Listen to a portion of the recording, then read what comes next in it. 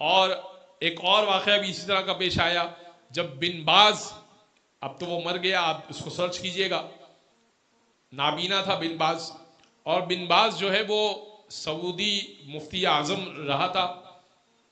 1980 کا یہ واقعہ ہے، اور جب آیت اللہ محسن الحکیم گئے تھے وہاں پر، تو آیت اللہ محسن الحکیم جب گئے حج کرنے کے لیے، تو فیصل نے ان کو کہا کہ آپ جو ہے بن باز سے بھی ملیے گا۔ بن باز نے کہا کہ آیت اللہ نے کہا کہ میں کیوں ملوں بھائی؟ اس نے کہا کہ بھائی دعوت ہے، آپ ملیے، بہت بڑا عالم دین ہے ہمارا، بہت بڑا مفتی ہے، تو آپ ضرور ملیے ہماری دعوت پر۔ حج کرنے وہ گئے تھے۔ حج کرنے کے بعد جب وہ کھانے پہ بیٹھے اور ابھی کھانا لگا بھی نہیں تھا، تو بن باز کو خبر ہوئی کہ بھائی آیت اللہ محسن الحکیم آئے ہوئے ہیں۔ تو اب وہ تو نابینا تھا، تو کہتا ہے کہ یہ جو ہے وہ بدعتی ہیں، یہ کافر ہیں۔ انہوں نے کہا کہ یہ کس طرح سے کہا انہوں نے؟ فیصل سے کہا کہ کس طرح سے یہ انہوں نے کہا کہ چھوڑیے آقا، میں ماحول خراب نہیں کرنا چاہتا۔ اب بن باز سے وہ ڈائریکٹ مخاطب ہوئے آیت اللہ محسن الحکیم، کہا کہ تم یہ جو بات کرتے ہو کہ قرآن کی، تم مجھے کافر کہتے ہو، کس بنیاد پر کافر کہتے ہو؟ کہا آپ قرآن کی تعویل کرتے ہیں، آپ قرآن کے ظاہری معنی کو چھوڑ کے اس کے باطنی معنی کے اوپر چلے جاتے ہیں۔ کہا اچھا، ہم قرآن کے باطنی معنی کو مانتے ہیں، میں تیرے سامنے ایک آیت پیش کر دیتا ہوں، تو بتا دے اس کا کیا معنی ہے۔ کہا آیت یہ ہے، من کانا فی ھذہ الاعمی فہو فی الآخرۃ اعمی واضل سبیلا، جو اس دنیا میں اندھا ہے آخرت میں بھی اندھا ہوگا اور برا ٹھکانہ ہے اس کے لیے۔ بن باز ہے اندھا،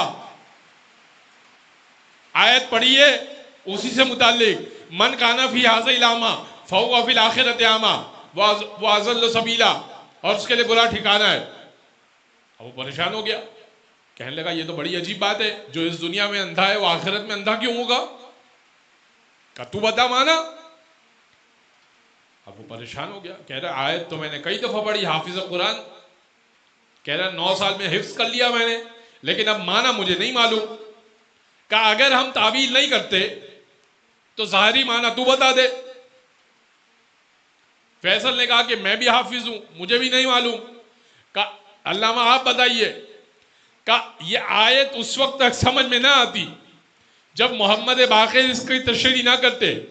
فرمایا من کانا فی ھذہ الاعمی فہو فی الآخرۃ اعمی، جو اس دنیا میں علی کی ولایت کا اندھا ہے وہ آخرت میں بھی اندھا اٹھایا جائے گا۔ یا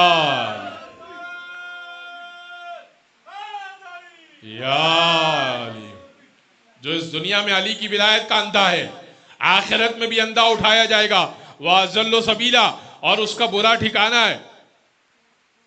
کہا اچھا، لیکن آپ جو ہے وہ قبر اور مٹی اور گارے کو بوسہ دیتے ہیں۔ فیصل نے کہا آپ مٹی گارے کو بوسہ دیتے ہیں، نہ جب جائیے تو سونے کی زری چاندی کو بوسہ دیتے ہیں۔ اب فیصل نے اعتراض کیا۔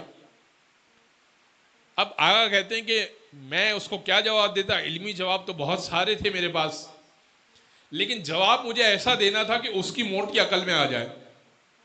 کہتے ہیں کہ میں نے مولا عباس سے توسل کیا، اور ابھی میں نے کہا کہ فیصل میں تمہیں جو ہے وہ کھانا کھانے کے بعد اس کا جواب دوں گا کہ ہم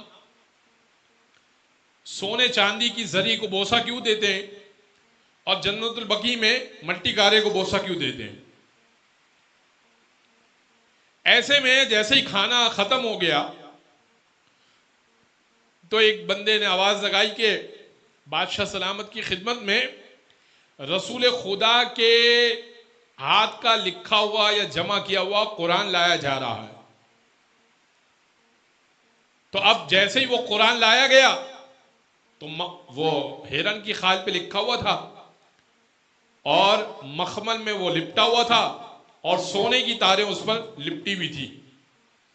جیسے ہی وہ قرآن لایا گیا تو فیصل اپنے اس قرآن کے احترام میں کھڑا ہو گیا اور سونے کی تاروں کو بوسہ دینے لگا. آگا فوراً کہنے لگے شرک، بدعت، حرام. کہا آپ کا دماغ صحیح ہے؟ کہا کہ تو یہ کیا کام کر رہا ہے؟ سونے کی تاروں کو بوسہ دے رہا ہے، مخمل کے کپڑے کو بوسہ دے رہا ہے. کہا مخمل کے کپڑے کو بوسہ نہیں دے رہا، سونے کی تاروں کو بوسہ نہیں دے رہا، اندر قرآن موجود ہے. کہا ہم بھی زری میں سونے کی تاروں کو، سونے کی زری کو بوسہ نہیں دیتے، مٹی کارے کو بوسہ نہیں دیتے، اندر قرآن موجود ہوتا ہے.